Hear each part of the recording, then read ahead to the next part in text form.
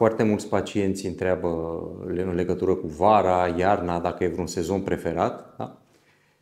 Nu există în realitate niciun sezon care ar produce prejudicii asupra transplantului de păr, cu mențiunea că vara pacientul transplantat, imediat transplantat, mă refer la 3 săptămâni după transplant, să nu se expună neapărat într-un mod prelungit soarelui.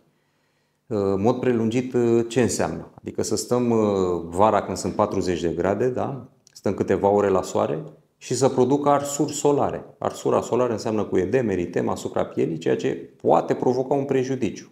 Activitățile zilnice, uzuale, în ceea ce privește